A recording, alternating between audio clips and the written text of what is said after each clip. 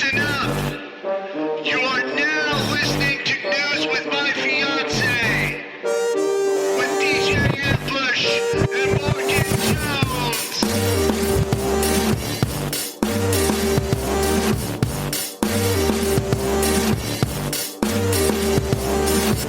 Good morning. Good morning. Hey. Good morning. It is a good morning. Wake up. Wow. I'm talking to myself. Oh, okay. I didn't mean to yell it at everybody else. Did it help you? Did you wake up? It helped me. I didn't. No? I hope it helped somebody. And wasn't a startling moment. Wake up. Today is rough. Man, it is a lot. I know that we say that almost frequently. every Thursday. But hey, man, maybe that just speaks to the level of news in which we consume that every single day. It's a lot. It's a lot. This isn't just reserved for Thursdays, guys. Emotional labor, man. Yeah. Tuesdays and Wednesdays and Fridays and Mondays, they all are a lot. It's true. I don't know why you left out the weekends, because I don't even know what those really mean anymore. Any hoodles. No complaints on this fine gray Thursday morning here in the old Portland, Oregon. It was interesting. Greeted by some, gray yet golden sun rays coming through. Mm-hmm. And then rain at the same time. And I was like, what is happening right now? Welcome. Didn't see that coming. To the May showers instead of the April showers. Or something like that. Okay, I thought we'd left those in the behind us. I'm guessing that one of our fiancés has a better understanding of the weather patterns that are have shifted. Changed. I too believe that one of our fiancés is a meteorologist. That's what you were saying? That's exactly what I was saying. Obviously. Obviously. Good morning, fiancés. Good morning, y'all. Good morning, y'all. I hope you're doing well today. Oh, man. I know I said I wasn't going to complain, but I'm just going to say, I say, my back hurts. Are you dealing with chronic pain? Yes. I don't want the side effects. Oh. Whatever you were about to say. Yeah. I don't want the side effects. I didn't have any solutions. Ambush? Yeah. You just mentioned that there's a lot. Mm-hmm. It's true. Every week, there is a lot. We had quite the pivot. And we have also spoken about this. Yeah. About having one plan and then the bombshell. Yeah.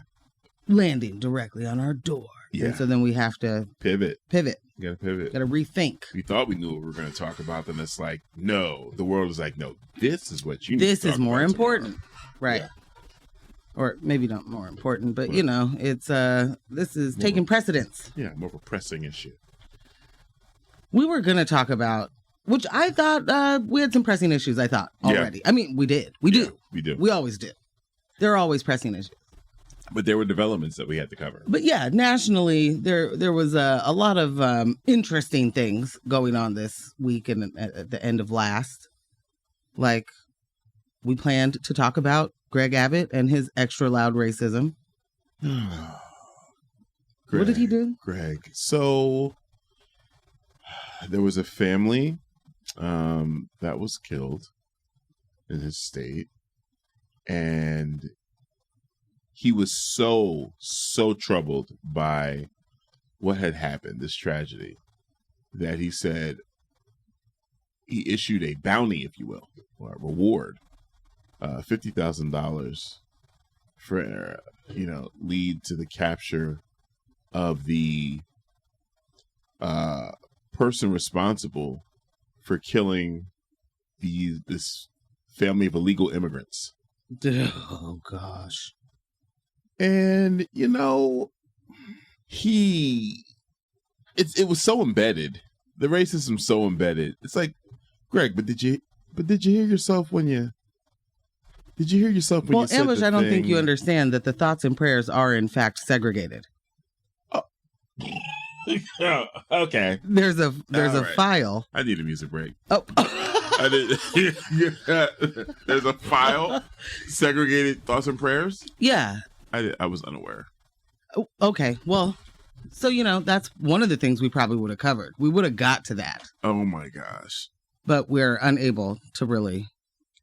Because then we were also going to talk about, and I guess we should mention that in that story of there's a family tragically killed, what happened there was a person was just shooting their AR-15 in the air. Right.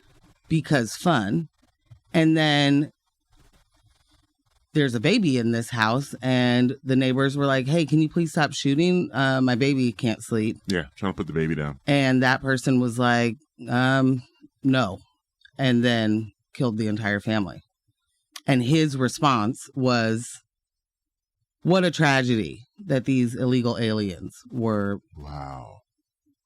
dead now. I don't even think they really talked about it in the way of how violent and despicable that kind of action would have been, or it was. It's hard for them to do that, right? When it's about that Second Amendment, right? It's true.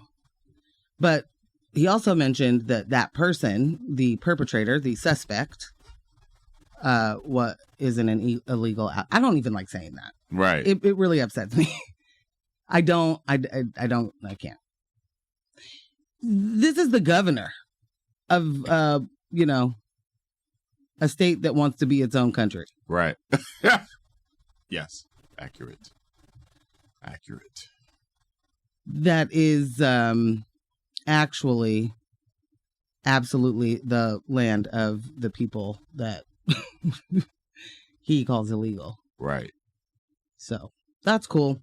We were going to talk about that. We were also going to talk about Ron DeSantis and just the chokehold he's got on Florida legislators, because man, oh man, is he not able to sweet talk them into just changing every rule and every law they've got on the book to fit his very personal, only me agenda. I mean, he's gotten to change a lot, I think it's the thigh highs. Thigh high boots? Yeah, I think it's those that really, give him the edge. The boots are tight, man. What are you going to do? Oh, no. Over the jeans? Oh, no. Yes, you guys, I am referencing a meme. A joke. Unbelievable. But I'm not going to fight you on that. I mean, he has those boots. We just haven't seen him in them. In a while. Yeah. Anyway, we were going to talk about that, but then... Yeah. The vigilante stories sort of just kept pouring in. Yeah, they did. And we got to keep talking about how the content that is created for shaming poor people and unhoused people, and the circulation of videos of Black people being killed, trans folks being targeted, hate crimes just ramping up. Right. The classism is just on, I don't know, top tier right now. What do we... It's really popular. It is a fun thing. It's all the rage. Yeah. Yeah. And we got to, I don't know. I just got to continue to say that all the people that are making excuses for the violence against poor people only serves the ruling class. And if you are not a part of that ruling class, I just, we need to start, you got to start rethinking being this bootlicking, hateful pawn. Right. Because what's it doing for you? Who is it for? What's the benefits? Guarantee. What's the bennies? You are so much closer to being a houseless person than you are the billionaire that you are defending. It's or the multi-billion-dollar corporations that create these conditions. So, like, hey, imagine. And give me a moment here. Okay, I'm gonna give you a moment. I know it's like just like I'm giving all of you fiancés a moment to hit the text line because I haven't seen anything yet. Good morning, Ambush. Please continue. Okay. I know I'm always taking it into superhero land, and I'm trying to understand. Stay the course. We love it. Okay. Yeah. So they don't see themselves, right, as defending or coming to the defense. Well, some of them. I know some of them definitely do.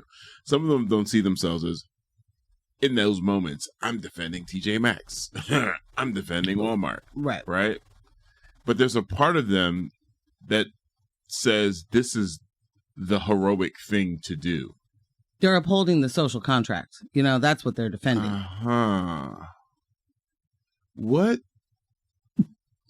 Which MCU or DCEU representation has there been?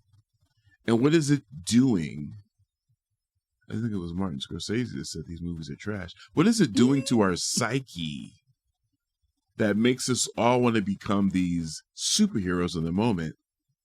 Not in defense of people, but in defense of property and corporations.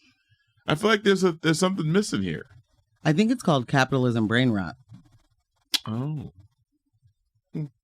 I don't know the actual diagnosable term here, but that's what it looks like. That's what it, you know, if I opened my book and was like, if I had to diagnose you. Capitalism brain rot. I mean, because, come on.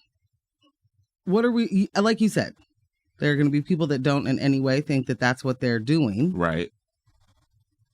But if you find yourself saying things like thieves are, it's okay if someone dies. It's okay if a security guard at a Walgreens, I don't know, maybe this is news.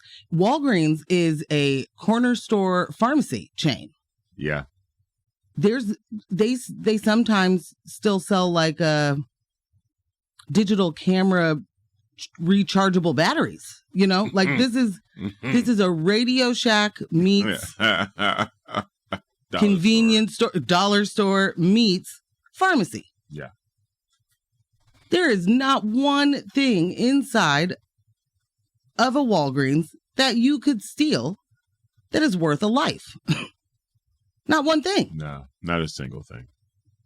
So if you hear somebody say, well, they shouldn't have stole anything, do you know what you can steal at makeup? Yeah. Hair products. I don't even think you can steal those anymore. I think those are locked up. Oh, the hair products? Yeah. I think so.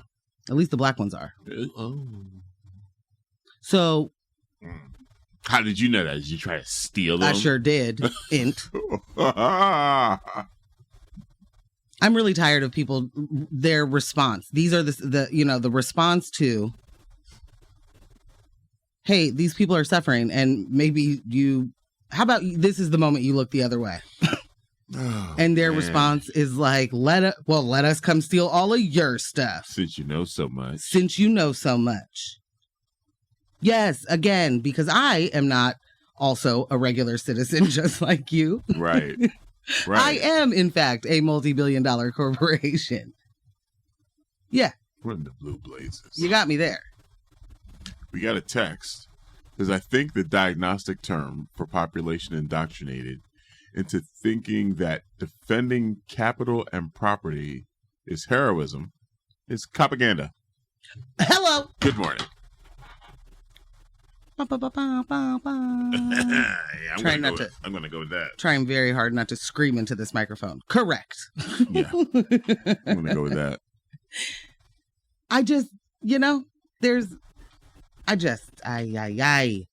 So what happened yesterday to me, Ambush, is I was it was an onslaught of stories of people thinking, this is my time to shine. Right. This is my moment. There's somebody stealing and I'm going to stop it. Look, everybody, watch me. Watch me be the hero. And does it get violent? Yeah, sometimes, but it's the nature of the work. It's, what are you going to do? What are you going to do? I believe I read the phrase, play stupid games, win stupid prizes many a time yesterday. Yeah. In response? In reference to, people being killed. So the reason why we decided that we had to pivot is because the ramp up right? 2 weeks ago, it was a woman was killed because she went down the wrong driveway. Ralph Yarl was shot because he knocked on the wrong door. This is no one's under threat in the way that they are responding. No. And there's got to be, I don't know how to get these folks to get grounded and touch some grass and get back to reality and realize if a 6-year-old, knocks on your door rings your doorbell looking for a kitten, you're not gonna shoot them. Yeah, that shouldn't be the response. Because your doorbell rang. Am I too optimistic, or am I just not dealing with reality to think that all of these situations are a clear indicator, or should be a clear indicator to the great majority, that we have too many people with guns and that the ones that should not have guns are revealing themselves. They're like, hey, I know I said you're going to have to pry from my cold dead hands, but what I meant was, look what I can do. I'm going to get low, keep firing. Like, none of these are like, and then I opened my door and I had my gun on me because I just like to feel safe, and it went off. None of these are accidental shootings at all. No one's like, well, I thought it was such a... No, you were clearly shooting at people in situations where you're not being shot at, your life is not being threatened. And people are like, yeah, it is what it is. No, people are like, you shouldn't have stole that lipstick. And I gotta say, if you're the same person that's like, law and order, let's give the cops more money, these folks are out here doing a job that, one, isn't theirs, and two, the police ain't supposed to kill nobody either. Right. You got to stop being okay with it being, it was the police. I mean, is it the police are not supposed to kill people. You are not supposed to die because you stole something. And the reason I know that is it's not the law, right? Right. To these same people. Like, I don't need a law to tell me, to be clear, that you shouldn't die. Don't you? But my point is if we are also the same, if they are also the same people who talk about law and order and the justice system, doing its job, and we just got to give them more money to do it, then those people should be getting arrested and going through the criminal court process. Yeah. Also, I don't know how to tell anybody this, but depending on the state that you're in, all shoplifting is a misdemeanor. So what's going to happen is these states are going to try to change the law so that, okay, it was $950 before, make it $400. Right. Now it's a felony. That's what happens. There needs to be civil suits against these organizations, against these businesses. Let's not go too deep into it. Yeah. Because we got one. That's one. Yeah. Our national story is multiple stories. Yeah. And then, we couldn't do it. We couldn't. This was a HE double hockey sticks of a week. Here in our own hometown. Things have really gone up in smoke. Okay. What? Oh, ambush.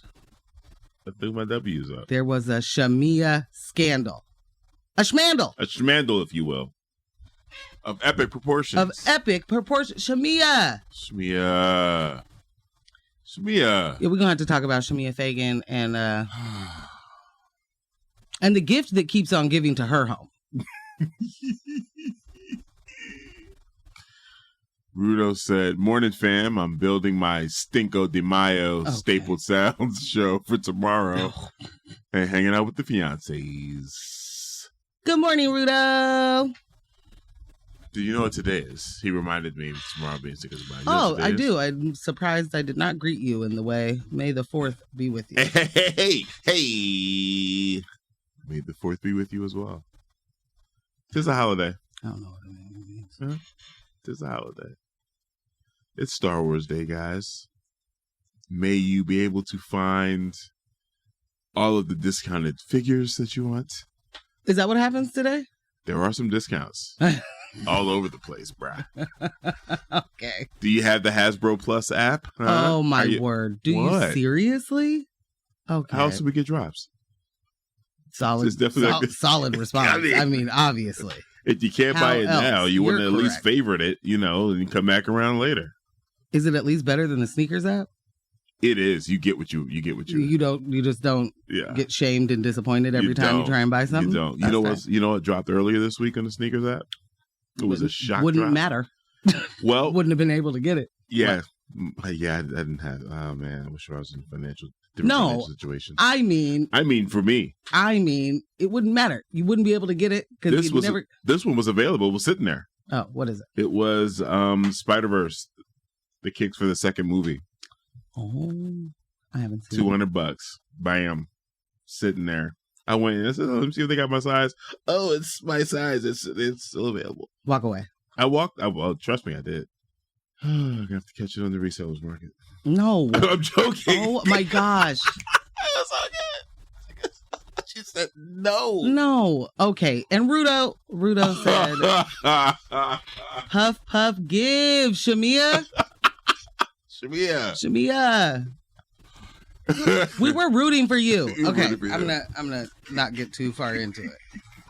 Give me a music break or something, because this is good. This will not be a normal news with my fiance, just because we're gonna. That's it. We got two things. Yeah, man. We got a local. We got a national. Yeah. There just happens to be 1 million stories within each story. Yeah. And boy, oh boy, stick with us. Please. Also text me, or we're going to have some problems. Rudo call me a nerd. Right back at you, bro.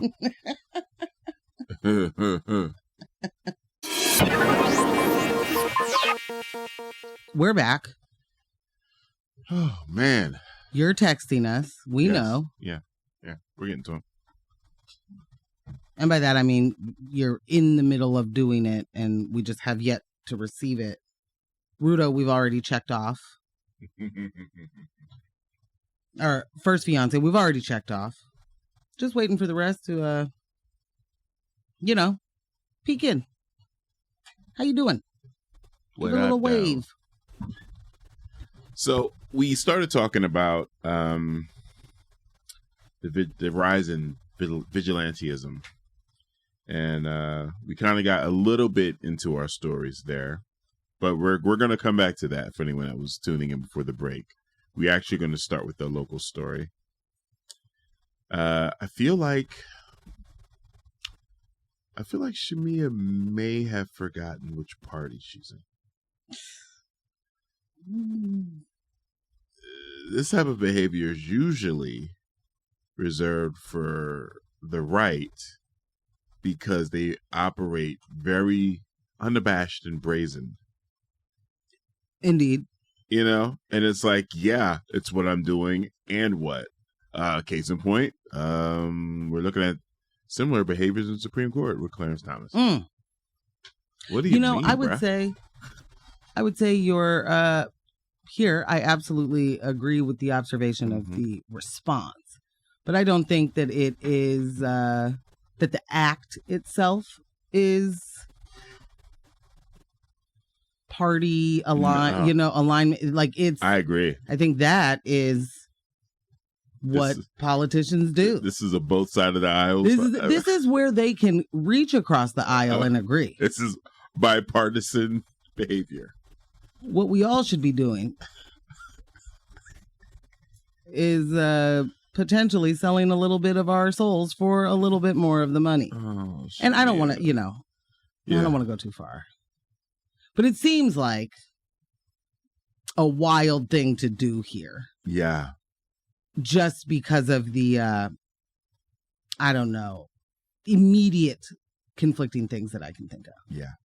So, why don't you give it to us? So, Shmia Fagan, the Secretary of State of Oregon, has resigned after it was revealed that she signed a contract to work as a consultant for a troubled cannabis company.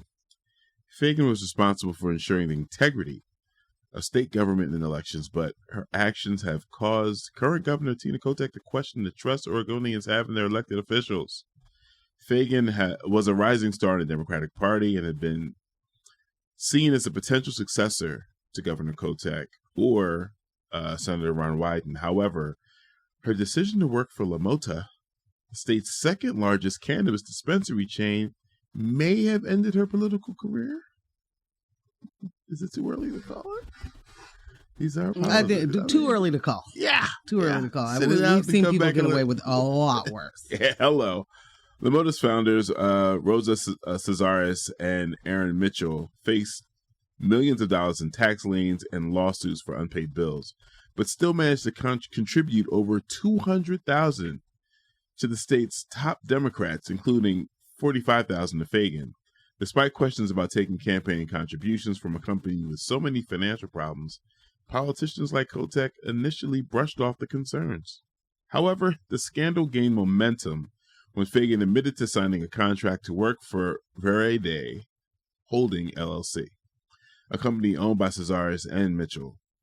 Fagan had recused herself from overseeing the audit of the Oregon Liquor and Cannabis Commission, which regulates the cannabis industry, but still took large monthly payments from two of her most prominent political donors. The implication is that Fagan directed the audit to suit the interests of La Mota and worked for its owners while holding a full-time job, charged with ensuring the integrity of the state government and elections. The scandal caused former Secretaries of State Phil Kessling, Bev Clarno, and Gene Atkins to call for Fagan's resignation.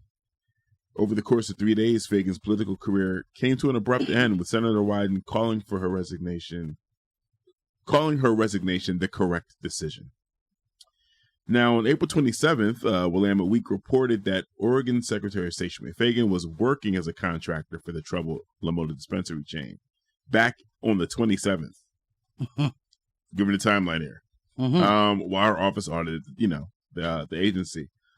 Since the news broke, Oregon Democrats who received political contributions from La Mota and its founders have been distancing themselves from the company by promising to donate equivalent amounts to charities. In total, $152,000 has been pledged to various nonprofits and charities.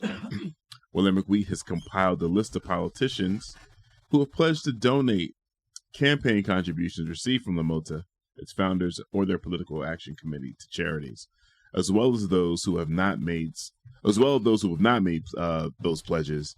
We're not going to list them all, but if you go to Willamette Week, they have the full list of everyone and those that are like, we ain't got that money no more. So Governor Kotek received $68,365 and is going to donate, stepping it up here, $75,000, to the Oregon Food Bank. Senate President Rob Wagner received $12,500 and is going to donate that exact amount to Habitat for Humanity. State Treasurer Tobias Reed received $1,800 and again is putting $200 of his own on top of that, bringing it to 2 racks, going to PCC, the PCC Foundation. Representative Andrea Valderrama received $500, and she's undecided about where she's going to. Her pocket, because what do you mean 500? Well, look, she's leaning towards Black Futures Farm. Shout out to Malcolm. Yes. It's $500.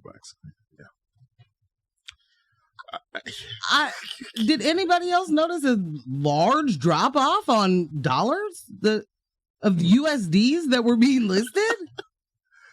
Now, mind you, I am paying attention halfway because I'm doing something else in this moment, readying us for. So did I miss it, or did it go from almost 70,000 to 12.5 to 1,800 to 500? Yeah. Okay. There was another drop coming up. Labor Commissioner Christina Stephenson received $7,500 and is going to donate that exact same amount to Northwest Workers Justice Project of the Cannabis Worker Resilience Partnership. Yes. Representative Hoa Nguyen received $500 and is going to donate that to David Douglas Education Foundation. We're almost done here. Multnomah County District Attorney Mike Schmidt. He got 2 racks. Says he'll give an equivalent amount, but hasn't decided which charity yet. I feel like if you're going to be buying people, you got to be trying to buy the DAs. But I guess step it up, man. All right. I don't know. Okay. Representative Earl Blumenauer received $3,500 and is going to donate that same amount to the Classroom Law Project in OMSI. Representative Val Hoyle received $2,600 and gave it right on back to LaMota. Just in here. Yeah, take it back. I ain't even catch that. You got tax liens and stuff, baby. That's you, boo. Maybe you could put it to that. I'm kind of wondering how any of the when you work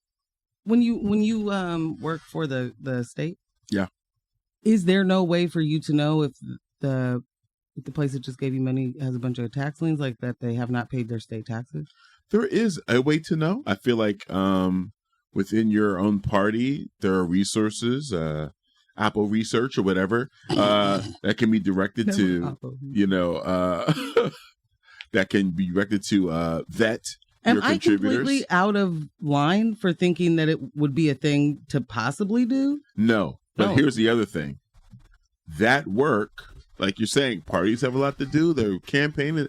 That work was done for them already by the press. They chose to ignore it. What? Yeah. That was already revealed by the press. Like, And bringing up the rear here, Shemia received $4,500. 4,500? 45,000. I'm sorry. Yeah. At that zero. It's going to give 16,000. The 16,000 left. And that will go to the Oregon Humane Society. So I just want to make sure that I understand. Mm-hmm. This company made political donations as companies do. Yeah. Freedom of speech. Oh, okay. What? Show me the lie. Okay. Well, I guess I can't, but I don't know that that's why they do that. Oh, okay. That's where you were going. But what I'm saying, my question is, or I guess I need to understand. These companies, or this company, gave these different politicians, elected officials, money for their campaigns, and then a bunch of them didn't either use it or like, did they not need it? How do they have it? How do they still have it? How do they still have it? Because the campaigns, I feel like, are over. But then also, right? What type of funds are campaigns able to retain after? Well, I know that you can like put it in a PAC. Okay. But there are very specific laws that go with how that money gets spent and all that stuff. Is it like an investment PAC? How do they? But more. How does that money grow? You get more people to put money in it. Okay. Why are they distancing themselves? What's about to happen? Because why are we distancing ourselves from LaMota? Did they do something? Yeah, what is out of line? Because here's my deal. I don't think that Shemia Fagan. Number one, I was rooting for you. Okay, we were all rooting for you. I don't think that having an outside position is unethical. You can do that. I think that we can all agree that the salary that the Secretary of State makes could maybe take a rehaul. Yeah. When the cost of living does not meet. So I'm not mad at supplemental income, right? I am confused by, especially because she's a lawyer, especially because, man, I just feel like I had the impression that she was here for us. Yeah. Yeah. Well, listen. And I'm not trying to put too much on it. I just mean It did not. You can get a consulting gig. Consulting gigs are not a bad thing. Mm-hmm. You cannot get a consulting gig regarding something that the office you manage audits. Babe. And is you don't get to do that because you may tip the scales. And I understand that it is, in fact, someone else's ultimate decision. Sure. But do you have influence? But do we gotta act, we gotta know that the influence that we yield, that we have just sold, is actually something that could be used. I mean, I heard you earlier, and I want to kind of drill down on this point here. You felt as though she was here for us. And I don't think that's changed. Us is us. We, kind of like both of ours. I feel like there was just a little bit more you in that us for Shemia. She was like, yeah, I'm here for the people. I, too, am people. And yes. Okay, so I'm conflicted. Mostly for... I am conflicted. With the me. Because I don't think that it's just being here for herself. Yeah. I also think that this was the kind of move that is just not smart. Like, I don't think there's harm in it necessarily, right? But it does nobody a service except for the people, the company and the Shemia that are profiting from that partnership. This feels like a mixture of business and personal. That overlap there. Like, oh, I'm so glad you're running. Let's give you some support. Man, I'm so glad. I trust you as a person. You coach our kids' basketball team, and now you're going to be Secretary of State. It's great. You know, while you're in there, though, can I tell you about some of the problems we're facing with the OLCC? I feel like they're really just coming down on us for no reason. I mean, I don't want that you put your job in jeopardy or anything, but would you mind consulting us on how to navigate this? Dang, were you there? I cannot reveal my sources. Okay. Well, I mean, we're willing to pay you 10 racks a month. And if you want, there's some bonus options there. Not if you 30 grand. We'll do 30 grand for every license. Hold on. There's some text rolling in. Yeah. A Republican Secretary of State would not resign in this situation. Absolutely agree. That's 1,000% agree. Shallow. Kenny, I just got back from visiting my folks in Ohio, and seems like I brought some classic Midwest thunderstorms. So you're welcome, I guess. Thanks, Kenny. Thank you. I actually do appreciate it. Thanks, Ken. Good morning, John. John says both parties do it. It seems like it's only one side that asks for a resignation. Good morning, fiancés. John, you're absolutely right. Yes, this is the point. This is the point. Yes. I mean, no, Republicans would absolutely not. They wouldn't call for the resignation. The person wouldn't do it on their own. No. No. Absolutely. They would let it pass in the news cycle. And it wouldn't be, it would be even bigger. It would be definitely like a politician who has fought against right legalizing cannabis and then profiting from cannabis. It would be much worse. Word to George Santos. Oh, okay. Another one here. This is a false equivalency to what Republicans do. Where's the crime? Is the pot company criminal or just in financial trouble? She recused herself, and the slightest hint of criticism, she resigned. What Republicans would do that? They just double down and carry on. They do.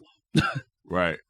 I don't think Ambush was trying to equate, or me. I wasn't equating. I'm just saying all politicians, not all. Many politicians. This is not a partisan issue. Yeah. Taking a consultant gig is not a partisan issue. And I'm not saying there is a crime. I don't even think there's necessarily real harm here, other than harm that puts this initiative and I don't even know what the community's trust has been harmed. That absolutely has been harmed. But I don't know what the regulations that they were trying to get loosened are. I know that there are very strong, strict regulations on the cannabis industry that are, to me, overreaching and punitive for, honestly. I mean, I think that it's like we're going to make you suffer a bit because we begrudgingly are doing this legal pot thing, you know? Right. So I don't think that I'm not calling it a crime. I am not saying that she should go to jail. Right. I'm saying this wasn't great for us. No. You know, when you have the policies and the politics that are actually about the people, because that is what, as far as I can tell, the record is showing, and what she was willing to talk about and what was being voted for. Right. And when she was a legislator. It is not good for us to not have this person in there. No. And it's not good for us to not have that person because of something silly like this. Yeah. Yeah. But you're right, as far as, you know, Republicans would just double down and carry on, which is the point. No question. That's how I started the story, saying, I feel like she forgot what party she was in. Like, yeah, you could get away with this as a Republican. They don't get a hoot. I see. You're saying, so people may be hearing that and saying, well, if she forgot what party she's in, she would double down and carry on. Right. But you're saying just in the initial, I'm going to do this consulting gig. And it'll all be fine. And there is we got to be honest, you got to raise your eyebrow a bit there, right? Yeah. We got to raise our eyebrow a bit. Like, that's also, man, maybe this is just me being one of those jealous crabs in a barrel, you know? But like, I too would like supplemental income, and 10 grand a month seems real supplemental. Bruh. Listen, she did say she was struggling off of her salary of $70K. Which, yes, she would be. Yeah. 2 kids. Yeah. I don't know that 70 grand doesn't do it as a one person anymore. No. Not here. No. So, yeah, she absolutely would be. That, to me, is an indictment on the fact that we don't pay people enough money to live. We definitely don't. That's what that says to me. Yeah.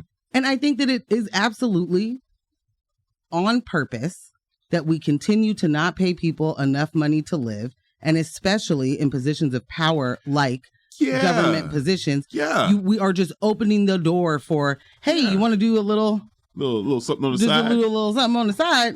Little something strange. For some change. Our same friend who said that's a false equivalent said, might any business get audited? Yes. Yeah. I am not saying that you can't be involved in anything. I'm saying the cannabis industry as a whole is different than just any business. It's not the ice cream store, you know? And I am here for the cannabis. I am here for the cannabis industry but I'm honestly not here for it the way that it is and the way that those businesses you know, for us to have to conduct business. It's terrible. Yeah, no. And just the way that, you know, we're able to barbaric legalize something that should have never been illegal in the first place and talk about it in the way that we will, in fact, make good on some of the harm that the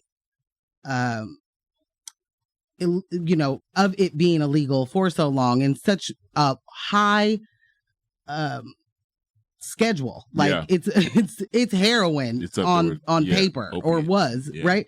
Like, and then not do much for that harm and not prioritize people that were harmed by those laws and by going to prison. And we did not prioritize making sure that those people were able to have access to capital to start these kind of businesses.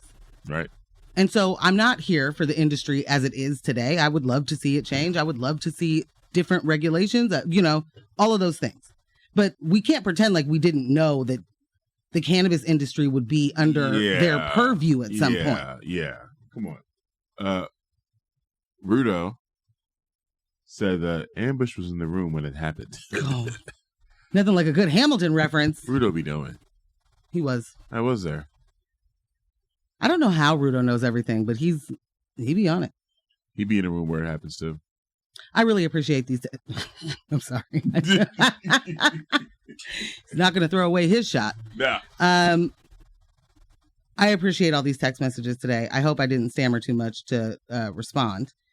I want this to not be a thing. Yeah, because we don't want I Shemia really gone. want Shemia to be a part of our government. Yeah, for real. We need someone like her. I think this was a silly thing to do. And I guess maybe that's the wrong word, but I just don't think it's as egregious, right? As it's not as egregious as something Ted Wheeler has done.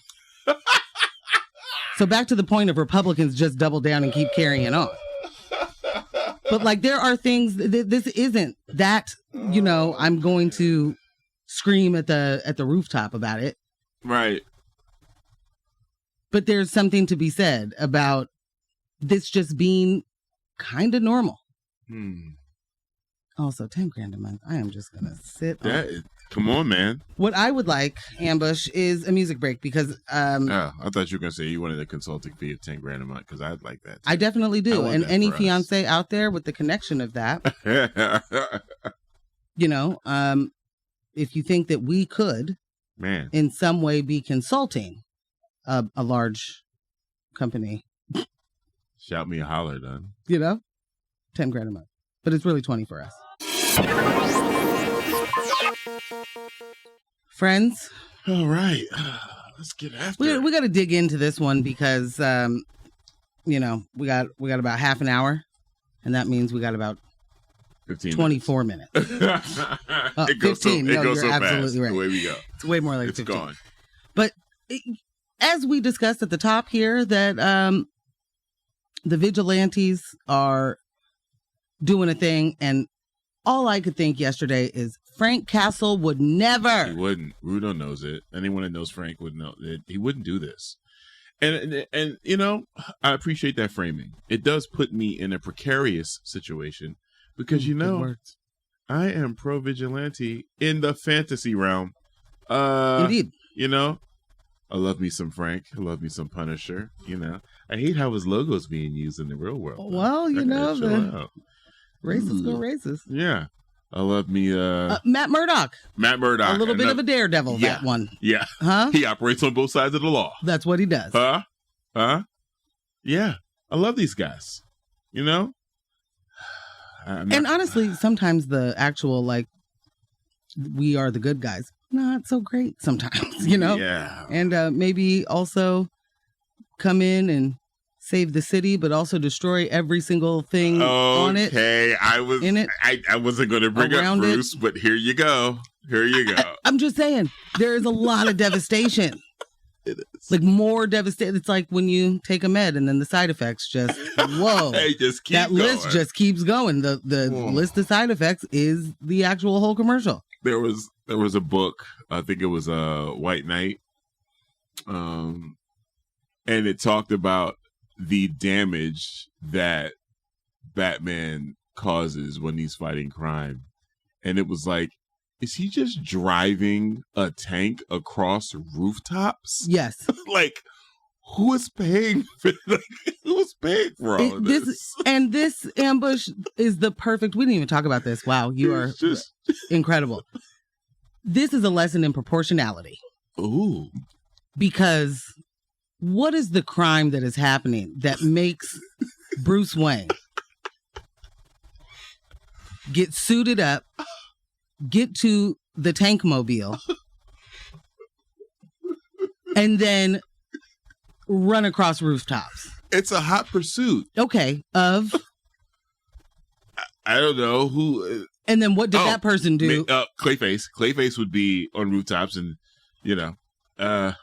Okay, and what did Clayface do that would be okay for Bruce to get in a tank and drive up the side of the building to get to the roof, and now to then jumping, do a hot pursuit on a roof in a tank? I want, you know, just tearing homes there's not apart. a crime. So proportionality, maybe someone steals something from Walgreens, being killed is not the right response or the proportional response. Rudo said, y'all need Khonshu. Okay, but actually, after finding out yesterday that that's like Khonshu is one of the tallest characters ever. Yeah, he's huge. I'll take it. Huge. And also I'm terrified. But anyway, so there were 3 immediate stories yesterday, Ambush, that were swirling. Yeah. And it had me in a twist, if you will. A lot of these stories have seen just the copaganda and the capitalists ganda. The capaganda. Capaganda. I like it. Capaganda. To see it working so well, and to see a lot of people with big ages just telling us how fed up they are of, seeing pores in their face or seeing, I don't know, someone in distress. And it's really disturbing how people are responding to people in crisis. Yeah. And instead of even taking a moment, a pause, a breath, a something to take in what could be happening, or realizing that that person is likely in crisis, because what these same folks are saying is that this is a big ramp up, right? They've seen much more rampant crime and theft and shoplifting than they ever have before. Because they've had their finger on the pulse. Well, that's what they do. But is there ever are those same people going, and I wonder why? No. It just straight up is like, they're doing what they want again. Yeah. And it makes sense, right? That they can't recognize, or it doesn't occur to them, this person could be in crisis. Like the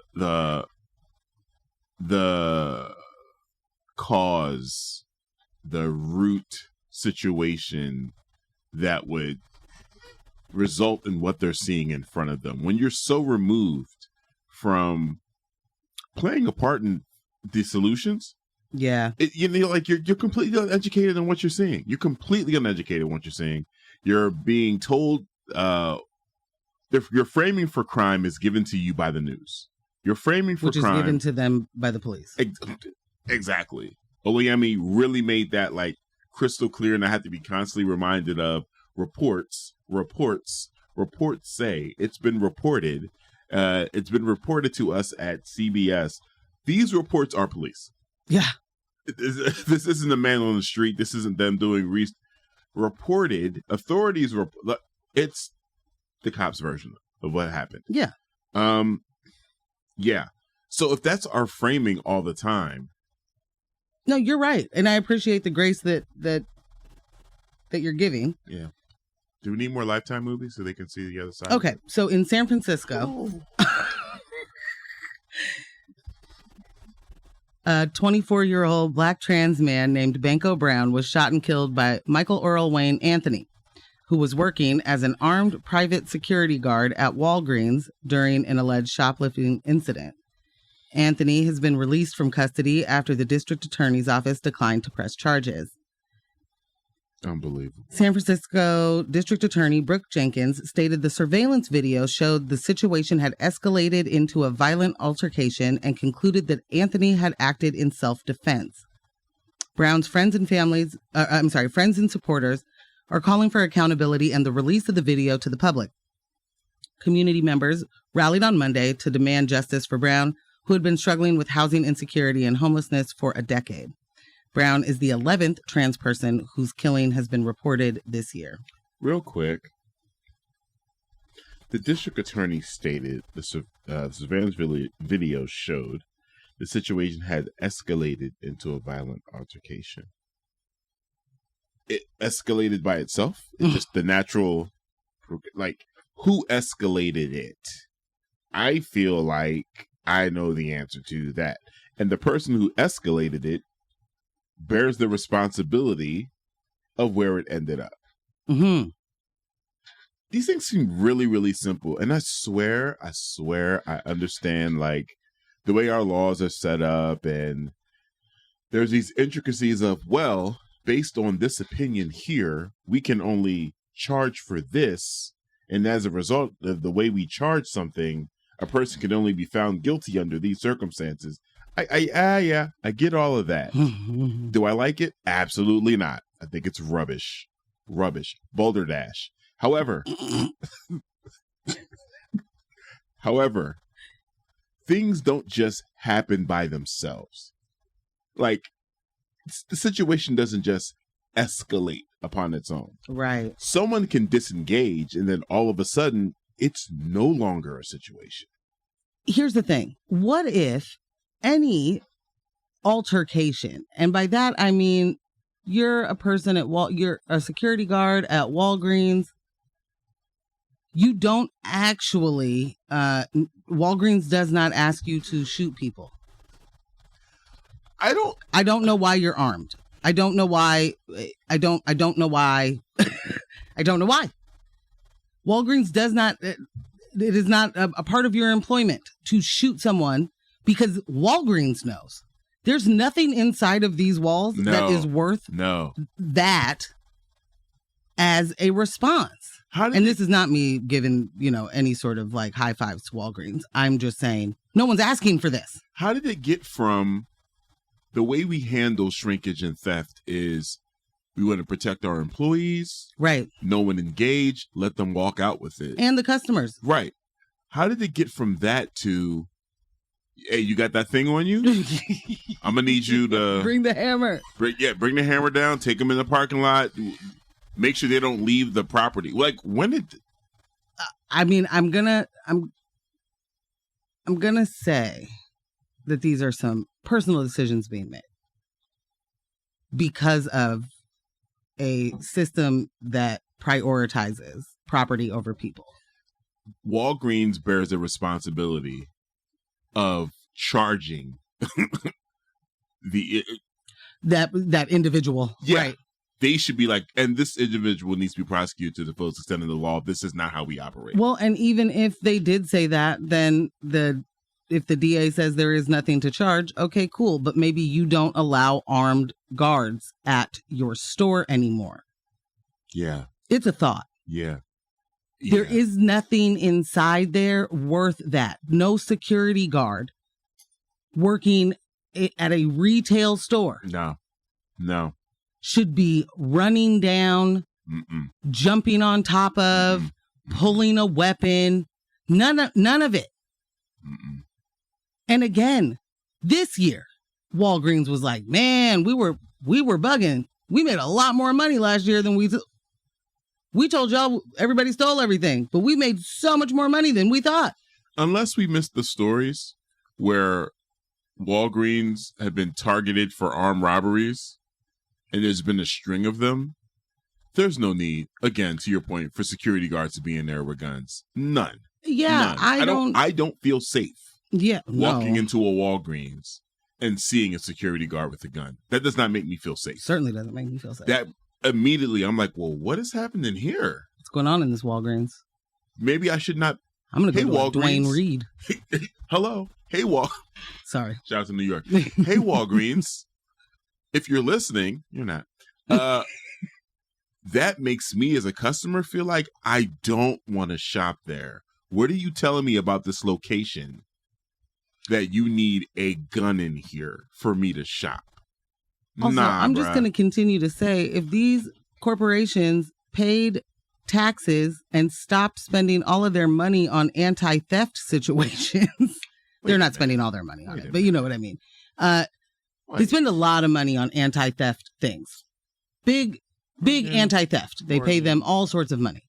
What? I refuse to believe. Do you mean to tell me, and I want you to be honest, because it sounds like you're just throwing all types of feels like I'm getting yelled at. Concepts in the air all wild. You mean to tell me that if they paid their taxes, it would positively affect the communities in which they inhabit and change the quality of life for their customers? That's exactly what would happen. And you know what else would happen? If they paid the people that work for them a living wage. Oh.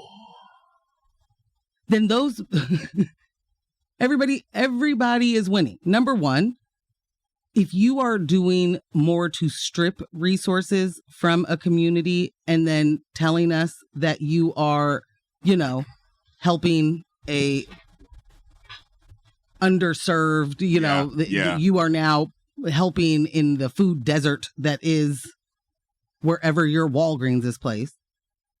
If you are helping strip resources more than you are putting them into the community, you are not helpful. No. What you are doing is harmful. If the people who work there full time still need assistance to eat, to pay rent, have to have a roommate, can't do anything, live as a person alone, you're doing it wrong. Completely. We got a really good text. The trained person with the gun who is scared is never asked to run away. Remove themselves from the situation. But the person without the gun gets shot if they try to over and over again. Very big this. I'm trying very hard not to scream into this microphone right now. Heads up emoji. I mean, friends. Yeah. Fiancés. Yeah. Y'all here this morning. I'm going to jump into the second part. Oh, no. Did you have something else? No, no, nope. Oh, okay. Please go. This is in Miraloma, I'm pronouncing that right, California. A video showing a violent altercation between a white man and a black woman suspected of shoplifting has surfaced online. The disturbing incident took place on Sunday around 1:30 p.m. at a TJ Maxx store in Miraloma, California. The two black women with bags in their hands were seen trying to leave the store as a white man is walking in. The man, who was not a TJ Maxx employee, tried to take the woman's bags, and a violent altercation ensued.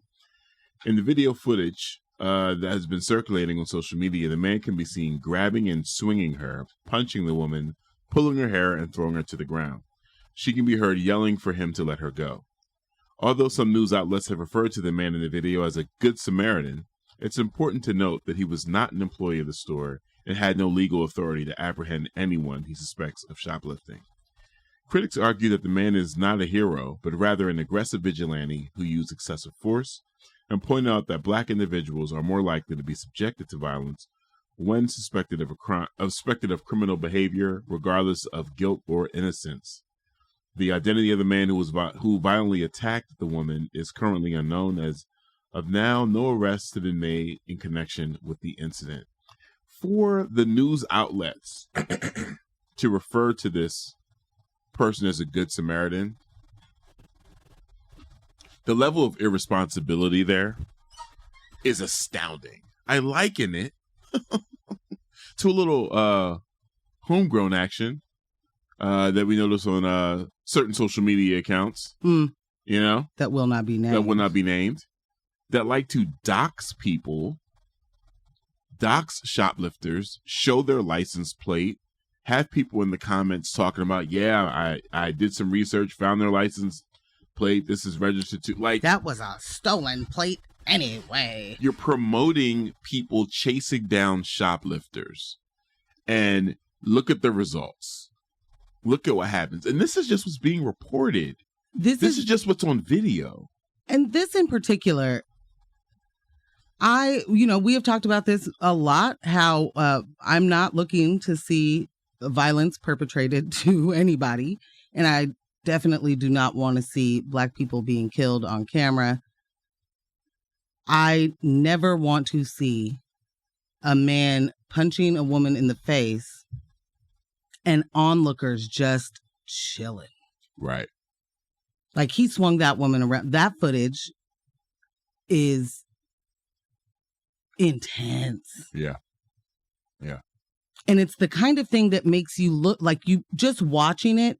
He walks in as they are walking out, and there's one woman who gets away from him, has, multiple bags or purses or whatever, and is walking out. She dips away from him. And the woman that he ends up assaulting has 2 TJ Maxx shopping bags. Number one, you don't work there. So what this tells me is that this particular person thinks he's a cop. Yep. And that is a big thing to pay attention to. If you are a person walking around, this dude could be retired. Yeah. Like if you're just walking around and you see someone shoplifting first from TJ Maxx, first of all, no, you didn't. You didn't even see it. You didn't see Move forward. Mind your business. What are you responding to? Mind your business. What triggered that response from you? And I know someone who doesn't listen to this all the time might say, is Morgan a race baiter? And I'm going to tell you, absolutely not. But when race is involved, and it always is, right, we're not going to gloss over it. There is absolutely no way that is his response if that's two white women looking just as suspicious walking out of a TJ Maxx. Because they wouldn't have looked suspicious to him. No. Because of course they have purchased these bags that are not in bags, or whatever it is that he saw that made him, because this isn't, he was in the store right, and saw them doing something and then went to the car to call the police or, right, and then right, came back in. There are employees at the store that are like, stop, but no one, absolutely not a single soul came to that woman's actual defense. No one stopped that man from swinging her around like a rag doll. No one stopped him from punching her. No one stopped him from pulling her hair, throwing her on the ground. No one stopped him. Instead, he's a good Samaritan. Instead, the news calls him a good Samaritan because property was saved. And I need y'all to really be for real. It's a TJ Maxx. Again, there's nothing in here TJ Maxx, worth bro. That response. It's TJ Maxx, bro. But there's nothing in there that is proportionate to being beat up. Bringing back your comparison, if it was two white women and he came in and maybe heard employees saying, "Hey, stop them! They're stealing." I can imagine. I guarantee he would look around. Like, who? Them? What do you mean? What's going on? Who's stealing? He'd be looking around for somebody who doesn't look like them. He'd look right past them. Yeah. Just as loss prevention, silly job, just as loss prevention does. They'll look right past the person stealing directly in their face to look at the 12-year-old black boy picking up a basketball. Yeah. And dribbling it in the store. Let's make sure we get this last one in, because this one. Yeah. Also, I do want to say that the race matters here in all of these moments because, again, there are people, power dynamic wise, that don't even hold the power that they then decide they get to wield. Lord of mercy. So, in New York, an alarming incident on the subway has left many questioning the actions of a 24-year-old white ex-Marine. On Monday, Jordan Neely, a 30-year-old unhoused black man, was killed after being held in a chokehold by another passenger, 24-year-old ex-Marine, on a subway train in Manhattan on Monday. Jordan reportedly began shouting on the train, complaining of being hungry, thirsty, tired, and fed up. Witness accounts vary, with some saying Jordan threw his jacket on the floor in an aggressive fashion. Others said he appeared to be agitated or frustrated, but not in a threatening manner.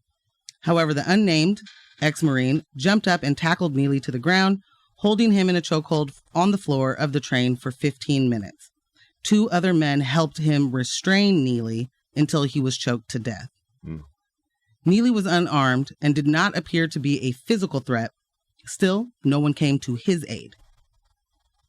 The NYPD questioned the man who killed Jordan, but released him without charges. Neely's name and priors were then released by the NYPD, while the killer's name has yet to be released. Wow. The medical examiner office has since confirmed that the cause of death was compression of the neck and ruled it a homicide. Any criminal case would depend on whether he is found justified in using force and whether other passengers believed they had a reason to fear for their safety. Under New York law, the use of deadly force is only justified when a person reasonably believes that such force is necessary to protect themselves or another person from imminent physical harm. If a person uses deadly force, when it is not justified, they may be charged for murder or manslaughter. The incident has once again highlighted the disparity in the treatment of poor people, especially poor Black people. Christopher Fee, an English professor at Gettysburg College who teaches about homelessness, said the case raises questions about how people respond to actions of, quote, poor, the unhoused, and most especially those perceived as suffering from mental illness. He continued, those bystanders may have felt threatened by the victim, but they were not, in fact, attacked by him. He said, still, they watched him die. I'm glad that mental health has become a part of this ongoing conversation. I think, though, we tend to raise that concern to excuse certain behavior and explain certain behaviors, right? And so this is justifiable violence on this man who was going through a mental health crisis. What about the mental health condition of this ex-Marine that seeing something that I have seen countless times on the New York subway, normalcy in the New York subway triggered him to violence? Hello. Like, no one else jumped up. No one else felt threatened. He threw his own jacket on the ground and was screaming about how he's fed up. This is literally happening right now on several trains in New York. It's an everyday, all the time thing. Yes. And your immediate response was like someone threw a grenade and then you jump right in and put him in the chokehold for an amount of time that kills. Like, you don't let up nothing. You don't subdue him and feel like I got him pinned. No. You carry this all the way out. But for what? For what? What happened in your brain I got to neutralize the threat? I appreciate you framing it that way. Like, what's going on here? Because what worries me, Ambush, is talking about the way that people are dismissive of mental health and crises altogether, right? People are just flatly dismissive. And the more that you talk about it, the more that people go, oh, eye roll. Right. If you have not slept outside, if you have not been unhoused, if you have not had to live every day trying to figure out how to eat, how to stay away from the police because they are going to arrest you for being the poor, maybe don't just immediately be like, that person is a lunatic over there. Yeah. What is it?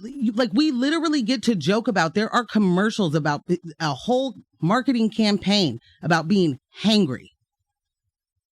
That you are so hungry that you're angry. Right. And that you just need to get you a little Snickers. What if you haven't eaten in days? What if water hasn't been around? The show Alone that Tempo got me watching, that show is basically just people starving, choosing to go to wherever remote area and starve. Okay. You see them. You see the mental faculties leaving as the calories get burned and nothing, and there is no fuel, and that your body is just now eating itself. Why are we pretending that somebody going through and living this way is at tip-top regular mental shape? Not when you have to take a nap, you know what I mean, after a hard one. Or not when we all have to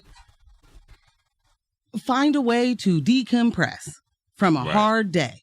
And our hard day looks nothing like that. Real quick, there's a text that says, for real? Does the finance, I think that's supposed to say fiance, realize how dangerous it is for employees of the stores? She needs to actually do a job. I don't know. What are we talking about? What's that referencing? Do you know? Oh, the shoplifting situation at TJ Maxx. How dangerous it is for the employees, like how dangerous it is to be an employee at a retail store. Is that what I'm to understand? Yeah. And then because the shoplifting might get a real job. Stop shoplifting. But the shoplifting might harm you. What's the danger of somebody taking something Tell me what the danger is. I mean, the nature of what they're trying to do is be covert. They want to take it and just walk out of the store. I'm trying to figure out how you're in the line of fire. How does that that's put you all I'm trying to find. Yeah. Is somebody taking something, making me the cashier? Does a grenade go off? Does the danger that you're speaking of, is that the danger of losing your job? Because that's not it either. That's not the thing either. They don't fire you for a shoplifter walking out. And they don't take it out of your check. And you know what? If they did, that is wage theft. Right. And guess who to be mad at then? Certainly not the person that took a T-shirt. Right. Certainly not the person that took 18 bags. I don't care what they could have taken out of a TJ Maxx. She needs to actually do a job. How do you know she doesn't? That's really interesting. That's a really interesting take there. And this is dangerous for the employees. It's always about fear, stoking the fear. It's always fear. About fear. It's always fear. If you cared, if anybody cared about the danger of being a retail employee, the entire industry would be different. Right. And nobody would be worried about all of these stores saying they're closing because of theft, because they shouldn't be there anyway, right? Those folks should be in a warehouse tucked away from these scary citizens that are out here rampantly stealing everything. Right. Right. Nice try, though. I mean, we got a text that said, I'm a mailman, and you can tell that the people that don't let me use their bathroom in their business have never had it hard. Kind of the same way as people that don't consider how hard it is for people being unhoused in a way. Hello. It's your mailman. You see this mailman every day. They can't use the bathroom? We don't have one. Wow. Yeah. Y'all, and one more thing before we go, and I'm sorry, Ambush, for just stepping right over you. Quite all right. We are called sensitive and snowflakes and, fragile when you can't tell the difference between fear and discomfort. Why are you scared of something that isn't even happening? Sit with that. Right. Check yourself. They're not at a bank. They're not getting, guns in their face every single second. And again, if they were, let's look at the systems and the reasons and why those people don't have the resources they need. Instead of trying to put everything on an individual, look at these systems. Right. Pay attention to them. Quit spending your time running from learning about them. Stop running from each other. Stop pretending as if you have empathy and understanding for other citizens. Stop pretending and actually get familiar with other people's struggle. Like, seriously, just the shoplifting thing real quick, right? Is the idea that people who are stealing all of these bags and purchase from TJ Maxx are now in their house with bags that they've collected and they're counting money like Scrooge McDuck? Like, right. Is that what you think is happening? This is someone who is stealing goods in order to sell it. Right. To survive. This isn't like sport fishing. This isn't a hobby. You know what I'm saying? Like, this isn't like I definitely saw big somebody game hunting or something. Well, and don't do that. I saw somebody say something to the effect of like, you shouldn't, if they were really in, struggling, why are they stealing luxury items from TJ Maxx? And tell me you don't know what TJ Maxx is without telling me. Because luxury don't even go there. Nah, bruh. Not even close. Those two things don't go together.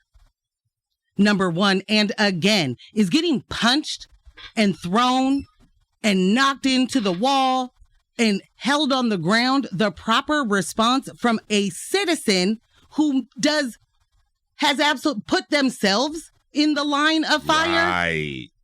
Right. Self-imposed danger. Ran in head first to the danger? So that if this were a different situation and she bested him, we would be having a different conversation, right? Because now all of a sudden that man's going to be the victim. Yep. He was a hero. Is he still a good Samaritan if in the course of him throwing her around, she hit her head and possibly no longer with us. Like, right. Where do we draw the line on this? Somebody said maybe the unchecked mass violence in the population is providing justification for routine arming of people that are then primarily encountered by poor people. Hello. Another good reason for business owners to do nothing about mass violence. Yeah. Because how else can I get people who are not impacted by any of this theft to be so upset and so scared of the poor people to say, yes, actually, take the money back from the housing and put it into the police. Give them more weapons. You know what? I don't want to have to walk around those people either. The police should get to ride around in a tank. Right. I'm sorry, we yelled for... It happened. It happened. You're listening to X-Ray FM. KXRY Portland at 91.1 and 107.1 FM, and then the Halem, Manzanita, and Rockaway Beach at 91.7 FM, streaming online everywhere at xray.fm. Final text, we got, thank you, Fiancés, for bringing it every Thursday. I always look forward to hearing from you both. Appreciate that. A lot. Yes. Well, Trill. Today's been a lot. Yeah, it has. It has. But hey, this is My Fiancé, brought to you by Morgan Jones, DJ Ambush, and our podcast editor, Kyle G. Thank you so much for everyone hopping on the text line. Y'all are the best. Indeed. You know what I'm saying? Don't let the individual distract you from the systems. I feel like that was a huge part of today's show. Hello. Poverty is a policy choice. That too. People over profits. That too. Power to the people. That too. None of us are free until we're all free. Thanks for listening. Get some class solidarity about yourself. Bye.